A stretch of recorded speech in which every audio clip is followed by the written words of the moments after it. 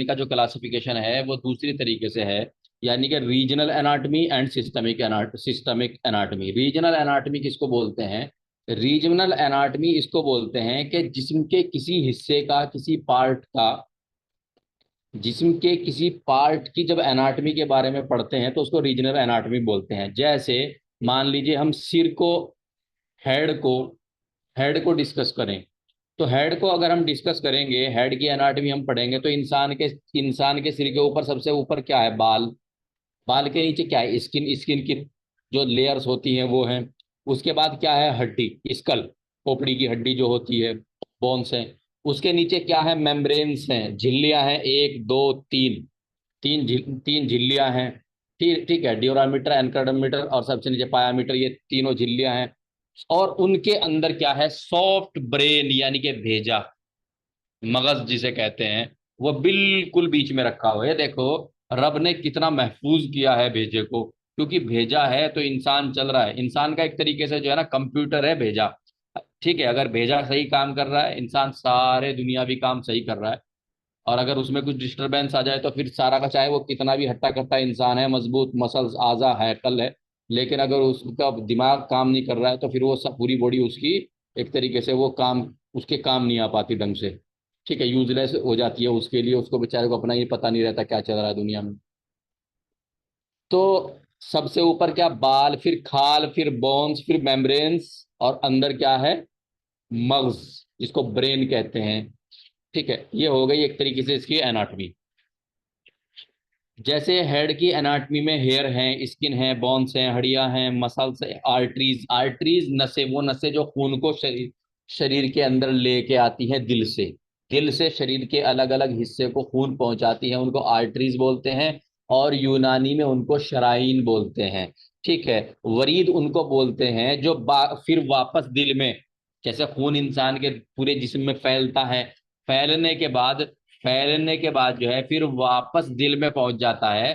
तो वापस जो पहुंचता है उसकी उसकी जो नसें हैं वो अलग है वापस ले जाने वाली, और जिस्म में लाने वाली अलग है। यानी कि जब दिल जो है पंप करता है और वो बॉडी के अलग अलग पार्ट में खून फैलता है, उसके लिए आर्टरीज यानी कि शराइन, एक को शिरियान कहते हैं और अधिक एक से ज्यादा को, बहुवचन को जो है शराइन कहते हैं। इसी तरीके से एक वेन जो कि खून को वापस ले जाती है बॉडी से दिल में दोबारा। ठीक है। तो एक को जो है वेन कहते हैं, ठीक है, वरीद कहते हैं, और एक से ज्यादा को जो है वेंस कहते हैं, यानी कि औरीदा कहते हैं। इन टर्मिनोलॉजीज को भी आपको याद करना है। उमूर तबैया में ये मैं आपको अच्छे से पहले पढ़ा चुका हूँ। ठीक है, आप लोग वहां पे भी अगर देखना चाहें, किसी को कंफ्यूजन है तो वहां पे भी देख सकते हैं। और अगर किसी का वहां देखने का समय ना हो तो व्हाट्सएप पे मुझे जो है मैसेज करके भी पूछ सकते हैं। कोई चीज समझ में ना आए तो व्हाट्सएप पे मुझे मैसेज लिख के सेंड कर दिया करें। अच्छा ये है कि आप जो है पूरी वीडियो देख लें। अगर कोई चीज समझ में नहीं आ रही है, क्योंकि मेरा मानना ऐसा है कि जो हमारी उमूर तबैया है वो एक तरीके से यूनानी एनाटमी एंड फिजियोलॉजी है। तो अगर कोई चीज जो है मोर यूनानी के एतबार से समझ में नहीं आ रही है, तो आप उसको उमूर तबैया में भी ढूंढ सकते हैं। उमूर तबैया की जो वीडियो है, उमूर तबैया हमने बाकायदा पूरा तकरीबन एक महीने तक इसीलिए लिया ताकि उसमें कोई चीज़ जो है वो संक्षिप्त में ना रहे, पूरे एक तरीके से हम डिटेल में उसको पढ़ लें अच्छे से, कोई चीज़ छूटे ना, क्योंकि वहां का छूटना सही नहीं था। ठीक है। उसके बाद असब यानी कि नरो। नरो किस काम की आती है? नरो इंसान को अच्छा बुरा, खुशबू, बदबू, ठीक है, खुरदरा, चिकना, आवाज, देखना, इन सब को जो महसूस कराती है वो नसें महसूस कराती है। नसें इंसान के तमाम जिस्म के अंदर फैली हुई होती हैं, सिवाय बालों के अंदर। ठीक है। और नाखून, उस नाखून के अंदर जो कि आगे आगे का कटने वाला नाखून होता है, उसके अंदर जो है सेंसेशन नहीं होती। बाकी हर जगह जो है नर्वस सिस्टम जो है, नर्व जो है फैली हुई हैं। और नर्व को जो है वो आसब कहते हैं। झिल्लियां, मेम्ब्रेन्स और ब्रेन भेजे को पढ़ा जाता है। ठीक है। सिस्टमिक एनाटमी, तशरीह निज़ाम, अलग अलग देखिए। अब दो तरीके से, एक तो रीजनल यानी कि सिर के बारे में हो गया, एक तरीके से हो गया सिस्टम्स। मैंने आपको बताया था कि इंसान के जिस्म की जो यूनिट है, यानी कि बॉडी की जो यूनिट है, अगर हम बॉडी की सबसे छोटी चीज के बात बात करें, अगर हम बॉडी की सबसे छोटी चीज के बारे में बात करें तो क्या है? सेल, जिसे हिंदी में कोशिका बोलते हैं, यूनानी में कोशिका को खलिया कहते हैं। एक कोशिका को खलिया कहते हैं। और कोशिकाओं को यानी कि एक से ज्यादा खलिया को खलियात कहते हैं। ठीक है, इसको डिटेल में जो है मैं आपको फिजियोलॉजी में पढ़ाऊंगा। एनाटॉमी के बाद फिजियोलॉजी शुरू होगा। ठीक है जी। अब सिस्टमिक एनाटॉमी, तो सबसे पहले इंसान की बॉडी का जो सबसे छोटा पार्ट है वो एक तरीके से बॉडी की जो यूनिट है, unit of the body, human body है, वो सेल है, कोशिका है। बहुत सारी कोशिकाएं मिलकर के टिश्यू बनाते हैं। टिश्यू को यूनानी में नसीज कहते हैं, हिंदी में ऊतक कहते हैं। उसके बाद जो है ऊतक से मिलने के बाद जो है ऑर्गन बनते हैं। ठीक है, यानी कि पार्ट ऑर्गन बनते हैं। अब ऑर्गन बनने के बाद जो बॉडी के पार्ट बनते हैं, बॉडी के पार्ट बनने के बाद जो है वो सिस्टम बनते हैं। और इंसान के अंदर जितने सिस्टम हैं उन सारे सिस्टम्स को मिला करके इंसान का पूरा शरीर बनता है। तो यहाँ पे बात सिस्टम्स की हो रही है। सिस्टम जैसे खाने वाला सिस्टम, जैसे सांस लेने वाला सिस्टम, खाने वाला सिस्टम डाइजेस्टिव सिस्टम, सांस लेने वाला सिस्टम रेस्पिरेटरी सिस्टम। इन सिस्टम्स को जो है मैं ब्रीफ में फिजियोलॉजी में पढ़ाऊंगा, क्योंकि सिस्टम के माने तो काम ही होता है ना, और काम जो है वो फिजियोलॉजी में पढ़ाया जाता है। यहाँ तो आपको बॉडी एक तरीके से एनाटॉमी यानी कि शरीर विज्ञान पढ़ा रहे हैं हम, तो फंक्शन जो है वो फिजियोलॉजी में पढ़ाएंगे, यहाँ पे सिर्फ एनाटॉमी को समझ लीजिए। ठीक है, लेकिन एनाटॉमी में भी सिस्टम के बाद जो है वो बॉडी का निर्माण होता है, बॉडी बनती है। ठीक है, जैसे खाने वाला सिस्टम डाइजेस्टिव सिस्टम, सांस लेने वाला सिस्टम रेस्पिरेटरी सिस्टम। मैं फिजियोलॉजी में जाकर के इनकी यूनानी भी बताऊंगा आपको। ठीक है जी। इसी तरीके से सोचने समझने और ठंडा गर्म और अच्छा बुरा महसूस करने वाला जो सिस्टम है, नर्वस सिस्टम। ठीक है, बच्चा पैदा करने वाला जो सिस्टम है, रिप्रोडक्टिव सिस्टम। और इंसान के शरीर के अंदर जो मलमूत्र इकट्ठा हो जाता है उसको बाहर निकलने वाला जो सिस्टम है वो एक्सक्रीटरी सिस्टम। और जो हार्मोन जो सिक्रीट होते हैं इंसान के बॉडी के अंदर, वो एंडोक्राइन सिस्टम। ठीक है, ये सारे सिस्टम है और इन सारे सिस्टम से मिलकर के जो है बॉडी का निर्माण होता है, बॉडी बनती है।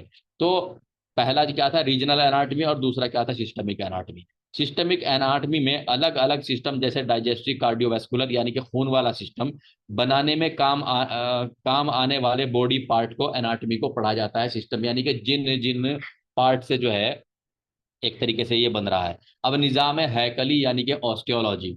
ठीक है, सिंडोस्मोलॉजी की देखकर जरा आप लोगों से निवेदन है मेरा, सभी स्टूडेंट से, देखिए बाद में तो आप क्लास देखेंगे ही, देख लेनी चाहिए, वैसे कम देख रहे हैं आप लोग।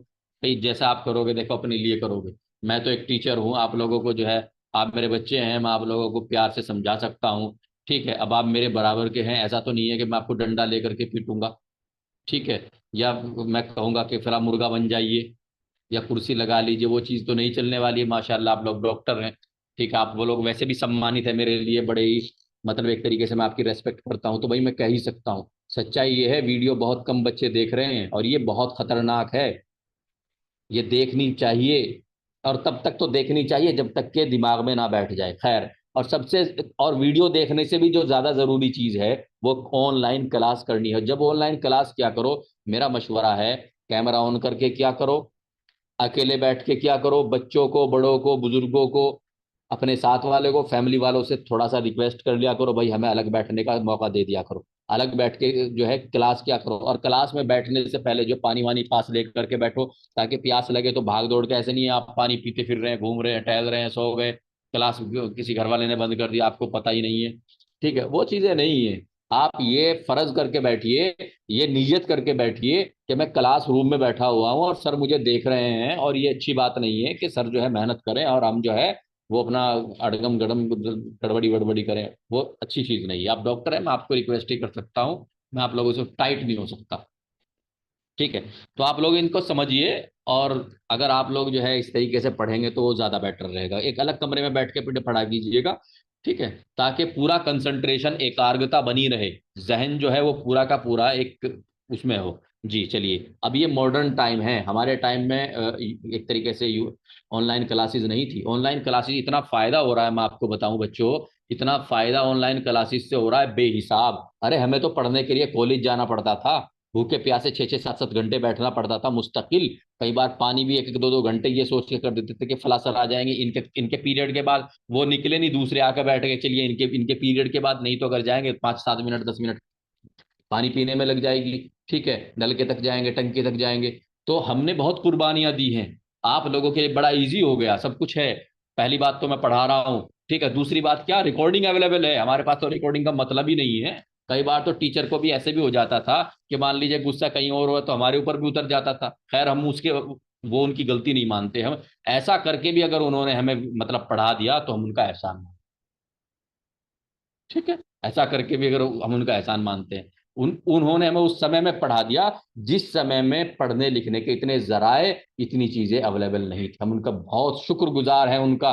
वो आज जहां भी हैं उनके जो है तंदुरुस्ती बनी रहे, और उनके परिवार के अंदर सुख शांति रहे। जी तो प्यारे बच्चों, इस चीज को समझिए आप। वैसे तो ये बात क्लास में करने की नहीं है, और आपको छोटे बच्चे भी नहीं है कि मैं आपको ये चीज समझाऊं, लेकिन प्लीज इन चीजों को समझिए। और आप बाकायदा नीयत करके बैठा कीजिएगा कि हम क्लास में बैठ रहे हैं, कैमरा ऑन करके बैठिया कीजिएगा और सर के सामने बैठ रहे हैं। देखिए, अगर कोई शख्स झाड़ू लगानी भी सिखा दे वो भी उस्ताद होता है, और उस्ताद का अदब, उस्ताद का सम्मान एक स्टूडेंट के ऊपर फर्ज होता है। मैं नहीं कहता कि आप जो है मेरे सामने जो है आप दंडवत हो जाइए, ठीक है, लेकिन हाँ भाई बात ऐसी है, जितना आप लोग इसको सीरियस लोगे इतना आपको इस चीज से लाभ हो। खैर चलिए, बहुत समय इसमें निकल गया, 5 मिनट निकल गई।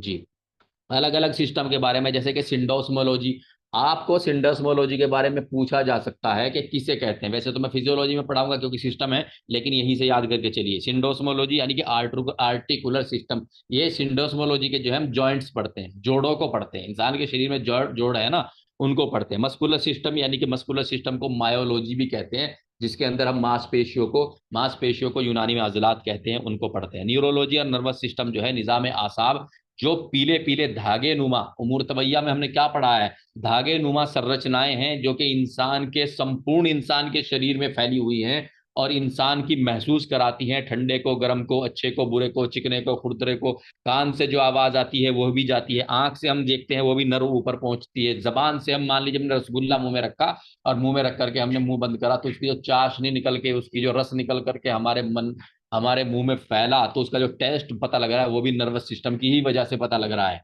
ठीक है। क्योंकि जो जीहवा में, जबान में जो फैले हुए हैं नर्वस सिस्टम, इन्हीं चीजों से पता लग रहा है। तो ये काम कौन करता है, न्यूरोलॉजी या नर्वस सिस्टम, जिसको निजाम आसाब बोलते हैं और हिंदी में तंत्रिका तंत्र बोलते हैं। जी, एंजियोलॉजी सर्कुलेटरी सिस्टम जो है निजाम दौरान खून यानी कि दिल और नसों वाला सिस्टम जो होता है।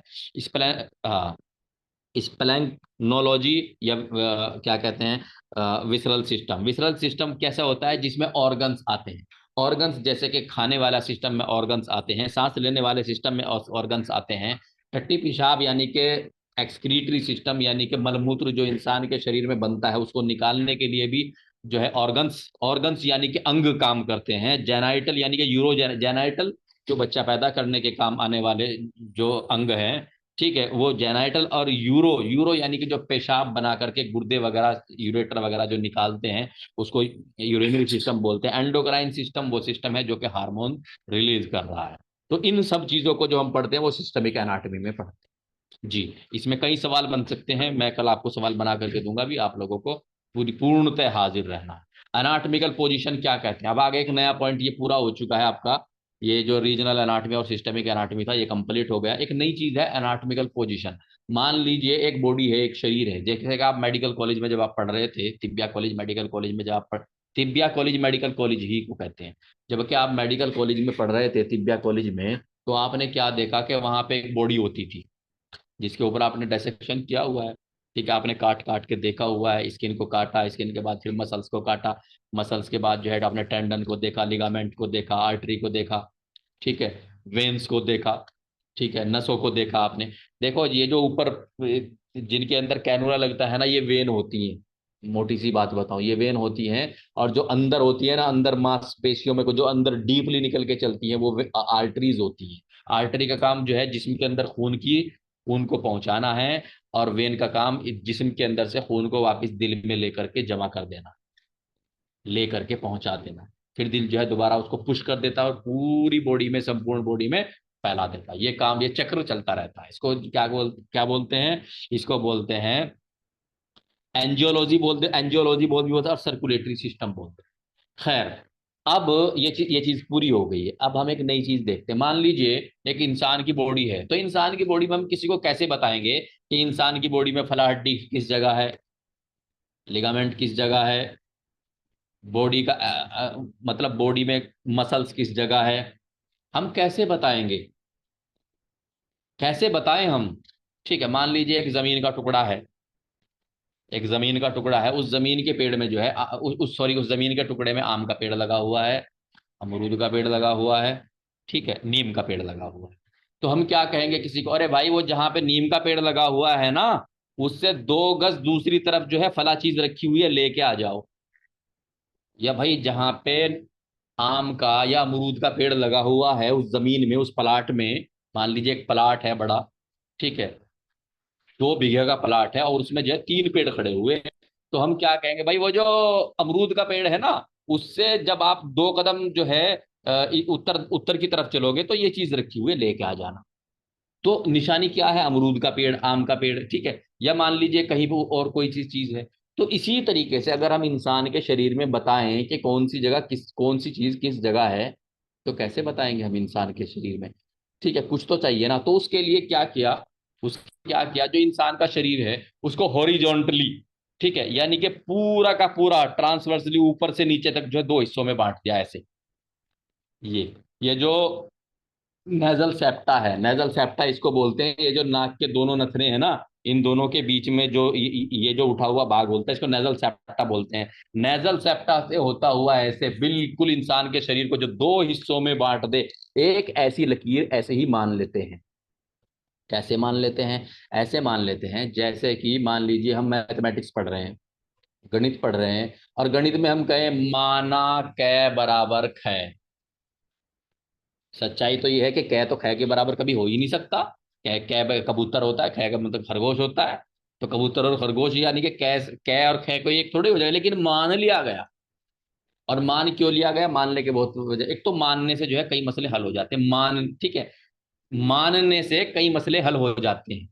इसलिए इंसान के अंदर मान कान होनी चाहिए, मानने का जो जज्बा है वो इंसान के अंदर होना होना चाहिए। जिद्दी गलत चीज है, ठीक है। तो मानने का जज्बा होना चाहिए। माना कै बराबर ख करके जब कि हम किसी क्वेश्चन को, किसी प्रश्न को हल करने का प्रयास करते हैं तो वो हो जाता है। आप लोग जानते हैं, आप लोगों ने 10वीं भी की है, 12वीं भी की है, ठीक है। और आपने जो है मैथमेटिक्स चाहे वो आर्ट वाला ही किया है, लेकिन हल किया है। हाई स्कूल तक तो भारतवर्ष में ऐसा कोई सिलेबस है ही नहीं जिसे साइंस साइड का जिसके अंदर जो है मैथमेटिक्स ना हो। भारतवर्ष के अंदर जितने भी सिलेबस हैं, और अगर वो साइंस साइड से जुड़े हुए हैं तो उनके अंदर मैथमेटिक्स है, हाई स्कूल तक कंपलसरी है। अरे बच्चे को कम से कम हिसाब जोड़ना तो आना चाहिए, इसका तात्पर्य ये रहा है। बहुत बड़े बड़े विद्वान जो है इन चीजों को जो है, इन चीजों को सेटिंग बिठाते हैं, इनकी बहुत बड़ा दिमाग होता है उनके पीछे, ठीक है। तो जिस तरीके से माना कै बराबर ख, कै को ख के बराबर मान लिया तो मामला हल हो गया। फिर बाद में जो है वो प्रश्न हल हो जाता है। इसी तरीके से इसी तरीके से जब हम इंसान के शरीर के बीचम बीच एक लकीर मान लेते हैं, ऐसे ही, खींचनी नहीं है। कभी आप जो है पेन लेकर के लकीर खींचने लग जाओ, खींचनी नहीं है, मान लेते हैं कि इंसान के शरीर के बीचम बीच एक लकीर है, ठीक है, उसको मीडियन प्लेन बोलते हैं, ठीक है। अब क्यों मानते हैं, क्योंकि फिर हम ये कह सकते हैं कि मीडियन प्लेन से इतना इंच इधर ये चीज है, मीडियन प्लेन से इतना इधर ये चीज है, मीडियन प्लेन से इतना ऊपर ये चीज है, इतना इधर ये है, इतना ये है। हमने एक लकीर मान ली ना इंसान के शरीर के बीचम बीच।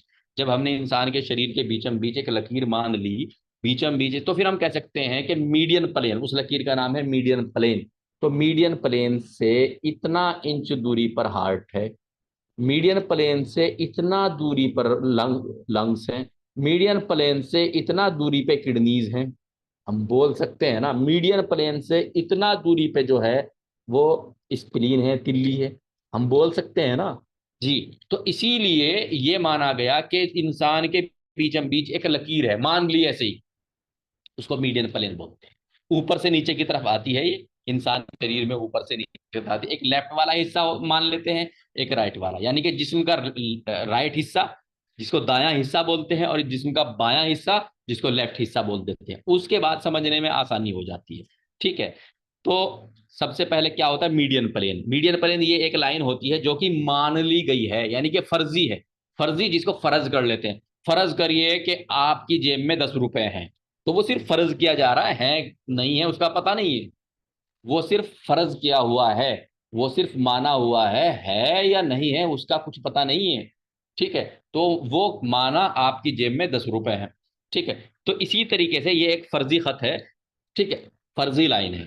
ठीक है, दरअसल हकीकत में ये होती नहीं है, लेकिन ये मानी जाती है, क्योंकि इसको मानने से समझना इंसान के शरीर को, इंसान की बॉडी को समझना आसान हो जाता है। ठीक है, इंसान के जिस्म के बीचों बीच ये लाइन इंसान के शरीर को दो हिस्सों में बांट देती है, एक राइट यानी कि दाहिना हिस्सा, एक लेफ्ट यानी कि बाहें बाहें वाला हिस्सा। ठीक है जी। जिस्म के बीचों बीच इस लाइन को मानने की वजह यह है कि जब इंसान के शरीर में पढ़ने यानी कि समझने की जरूरत पड़ती है, कि कोई ना कोई निशान तो लगाना ही पड़ेगा, कोई ना कोई तो इंसान को लगाना ही पड़ेगा, जिससे कि ये बताने में आसानी हो जाए कि इंसान के शरीर पर कौन सा अंग किधर किस जगह पर है। इसलिए जरूरत पड़ती है मीडियन प्लेन की, यानी कि वो लाइन जो ऊपर से नीचे तक बराबर हिस्सों में क्या कहते हैं, राइट एंड लेफ्ट, यानी कि दायां और बायां इंसान के शरीर को दो हिस्सों में बांट देती है। इसी के लिए एक मानी हुई लाइन की जरूरत पड़ती है, जिसको मीडियन प्लेन बोलते हैं। ये जो लाइन ऊपर से नीचे तक आती है ना, इसको मीडियन प्लेन बोल देते हैं। इस देखिए, लाइन इंग्लिश का शब्द है, पंक्ति इसको हिंदी में कहते हैं। लाइन इंग्लिश में बोलते हैं, पंक्ति जो है हिंदी में बोलते हैं, और यूनानी में खत बोलते हैं। खत। मीडियन प्लेन को खत्ते मुंसिफ बोलते हैं। खत मुंसिफ, मुंसिफ कहते हैं इंसाफ करने वाला, जिसने इंसाफ किया हो, जिसने काले को काला कहा हो, गोरे को गोरा कहा हो, रात को रात कहा हो, बच्चे को बच्चा कहा हो, बड़े को बड़ा कहा हो। ठीक है, जिसने इंसाफ किया हो, ठीक है, पक्षपात ना किया हो, उसको बोलते हैं मुंसिफ, इंसाफ करने वाला। ठीक है, तो एक्चुअली ये जो लाइन है, ये इंसान को बराबर बराबर दो हिस्सों में बांट देती है, एक राइट एक लेफ्ट, एक दायां एक बायां, बराबर दो हिस्सों में। जो दाई तरफ है वो बाई तरफ भी है। अगर एक आंख जो है वो दाई तरफ है, वो बाई तरफ भी है। एक गुर्दा दाई तरफ है, एक बाई तरफ भी है। एक फेफड़ा दाई तरफ है, एक बाई तरफ भी है।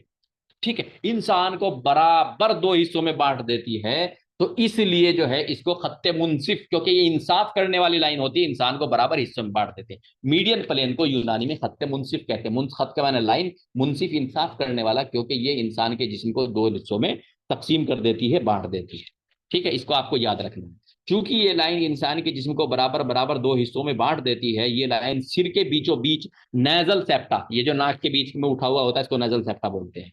ठीक है, बीच को होती है, होठों को थोड़ी छोट, ठीक है, छाती एब्डोमेन पीठ को बीचों बीच दो हिस्सों में बांट देती है। ठीक है, आधा इंसान एक तरफ, आधा इंसान एक तरफ, बीच में खत्ते मुंसिफ यानी कि मीडियम प्लेन। क्यों? अब इसको समझने का, इसकी वजह क्या आई वो मैं आपको अभी समझा देता हूँ। जिस्म, जिस्म किसको कहते हैं? बॉडी को बोलते हैं, शरीर को बोलते हैं। जिस्म का जो हिस्सा मीडियन प्लेन, अब देखो, आप लोग प्लीज अवेयर हो जाइए, आप लोग प्लीज अवेयर हो जाइए। अब जो मैं चीज बता रहा हूं, ये चीज आपके प्रैक्टिस की भी है। जब आप किसी हॉस्पिटल में नौकरी करने जाएंगे, काम करने जाएंगे, वहां भी डॉक्टर आपको पूछ सकता है। और अगर आपको आपने डॉक्टर को ऐसे बताया, तो मैं यकीन कर सकता हूं वो इंप्रेस जरूर होंगे, प्रभावित जरूर होंगे। ठीक है, ये चीज आपकी प्रैक्टिस से संबंधित भी है, ये चीज आपकी परीक्षा से संबंधित भी है। ठीक है क्या? अब देखिए, ये जो मैंने ब्लैक आपके पास नोट्स भेजे हुए, उसमें जो ब्लैक पेन से लिखा है उसको देखिए। जिस्म यानी शरीर का वो हिस्सा जो मीडियन प्लेन के नजदीक होता है, करीब होता है। मीडियन प्लेन यानी कि वो लाइन जो बीचम बीच इंसान को दो हिस्सों में लंबाई में बांट देती है। ठीक है, मीडियन प्लेन बोलते हैं। ठीक है, जो हिस्सा उस लाइन के करीब होता है उसको मीडियल बोलते हैं। मीडियल, ल है बाद में, मीडियन प्लेन में न है, मीडियन प्लेन में न है, और मीडियल में ल है, मीडियल, ल मीडियल। ठीक है, तो जो हिस्सा मीडियन प्लेन के करीब है, ठीक है, उसको मीडियल बोलते हैं। और जो हिस्सा मीडियन प्लेन की अपेक्षाकृत दूर है, उसको लेटरल बोलते हैं। ये परिभाषा अच्छो अच्छो को नहीं आती, आप लोग इसको समझ लीजिए, करीब हो जाएगी। ठीक है, आपको समझाने के लिए मैंने दूसरा तरीका इख्तियार किया। देखिए, मान लीजिए मैं खड़ा हूं, आप मेरी तरफ देखिए, गौर से देखिए सभी के सभी। मेरी जेब में कितनी पेन लगे हुए हैं? ये बीचम बीच मीडियम प्लेन हो गया। ये देखिए, नीला पेन है, ये लाल पेन है, ये ब्लैक पेन है। तो ये मीडियम प्लेन यानी कि खत्ते मुंसिफ हो गया। तो ये क्या हो गई, जो ये जो नीला पेन जो सबसे इधर लगा हुआ है, बीच के इधर लगा हुआ है, ये क्या हो गया? ये मीडियल हो गया। गौर से देखना इस चीज को, इस चीज, ये कॉन्सेप्ट कहीं बहुत लोगों का क्लियर नहीं होता। ये मीडियल हो गया, मीडियल। और ये जो लाल पेन है बीच वाला, ये क्या हो गया, ये लेटरल हो गया। ये खत्ते मुंसिफ से दूर हो गया ना अपेक्षाकृत इसके। ठीक है। ये लाल वाला जिस पे मेरी उंगली है, ये बीच वाला, इसको मैं ऐसे दूर दूर लगा लेता हूं, ऐसे समझोगे आप। अब समझो आप। दिख रहा है ना? हाँ। देखो ये जो नीले वाला है, ये जो नीले वाला है ये मीडियल हो गया, और ये जो लाल वाला है ये लेटरल हो गया। ठीक है, क्योंकि ये जो खत्ते मुंसिफ यानी कि बीच की लकीर है ना, ये इससे करीब हो गया, ये दूर हो गया। भाई मारी अब, यही का यही दिमाग पे जोर दो। इसको हटा रहा हूं मैं इन दोनों की बात कर रहा हूं अब। ये जो लेटरल था, अब अगर हम ये कहें कि इनमें दो कौन सा मीडियल और कौन सा लेटरल है, जो पहले लेटरल था वो मीडियल हो गया, क्योंकि अब ये करीब है। ठीक है, ये लेटरल दूर है। अब मैं इस पेन को दोबारा लगा लेता हूं। ये बीच बीच लकीर होगी ना, ये मीडियन हो गया, मीडियल हो गया, मीडियल। ये लेटरल हो गया। ठीक है। लेकिन अगर इन दोनों की बात करें और इसकी बात ना करें जो कि बीच के करीब है, तो फिर ये मीडियल हो गया, ये लेटरल हो गया। इसी तरीके से अगर एक पेन हम यहां लगा लें, बिल्कुल यहां और करीब लगा लें, तो वो मीडियल हो जाएगा, ये लेटरल हो जाएगा। जो जो दूर होगा अपेक्षाकृत नजदीक, अपेक्षाकृत नजदीक, जो नजदीक होगा ना वो मीडियल होगा, और जो दूर होगा वो लेटरल होगा। मान लीजिए, देखिए ये लेटरल है ना सबसे बाहर वाला, लेकिन मैं एक पेन उठा के यहां लगा लूं, तो अब ये मीडियल हो गया, लेटरल हो गया। जो दूर होगा वो लेटरल होगा, बीच से, इंसान के शरीर के बीच से जो दूर होगा वो लेटरल होगा, जो करीब होगा वो मीडियल होगा। देखो ये लेटरल है, ये मीडियल है, लेकिन मैंने यहां से ये हटा दिया। ठीक है। अब ये लेटरल है, ये मीडियल है। ठीक है, ये मीडियल हुआ ना। अब मैं एक पेन इधर लगा लेता हूं। अब ये लेटरल हो गया, ये मीडियल हो गया। जो करीब होगा वो मीडियल होगा, जो दूर होगा अपेक्षाकृत वो लेटरल होगा। और इस कॉन्सेप्ट को बहुत लोग नहीं जानते, मीडियल और लेटरल में घूमते रहते हैं। जो इंसान के शरीर के बीच से करीब होगा वो मीडियल है, जो दूर होगा वो लेटरल। ठीक है, ये मीडियल हुआ, ये लेटरल हुआ। इसकी बात ना करें और इन दोनों की बात करें, तो जो पहले लेटरल था वो मीडियल हो गया, ये लेटरल हो गया। ये है मीडियल और लेटरल। ठीक है जी। अब मैं इसको पढ़ रहा हूं। जिस्म का जो हिस्सा मीडियन प्लेन के करीब होता है उसे मीडियल कहते हैं, और जो हिस्सा मीडियन प्लेन से बमुकाबला अपेक्षाकृत, इस शब्द का मैंने प्रयोग किया है क्योंकि जो लेटरल है वो मीडियल भी बन सकता है अगर हम इसको हटा दें। अब ये पहले लेटरल था, अब ये मीडियल हो गया। ठीक है। अपेक्षाकृत दूर होता है उसे लेटरल कहते हैं। अगर किसी को समझ में ना आए तो फिर मुझे क्लास के बाद बता देना, आगे चलते हैं। एंटीरियर, एंटीरियर कहते हैं सामने। ठीक है। पोस्टीरियर, पोस्टीरियर कहते हैं पीछे। ठीक है जी। एंटीरियर सामने वाले को एंटीरियर कहते हैं, पोस्टीरियर पीछे। अंदरूनी, वेंट्रल कहते हैं, अंदरूनी, वेंट्रल, वेंट्रल अंदरूनी, जैसे पेट के अंदर वेंट्रल सरफेस बोलते हैं, सतह बोलते हैं। एंटीरियर सामने वाली सतह। इसी तरीके से सामने ये बॉडी की सतह हो गई। अगर मान लीजिए आप हाथ की बात करें तो ये एंटीरियर हो गया, ये पोस्टीरियर हो गया। ठीक है।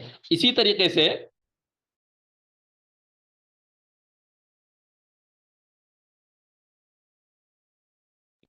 मान लीजिए आप किसी हड्डी की बात करें तो हड्डी में जो सामने वाला हिस्सा होता है वो एंटीरियर होता है, जो पीछे होता है वो पोस्टीरियर होता है। ठीक है जी। इसी तरीके से मीडियल,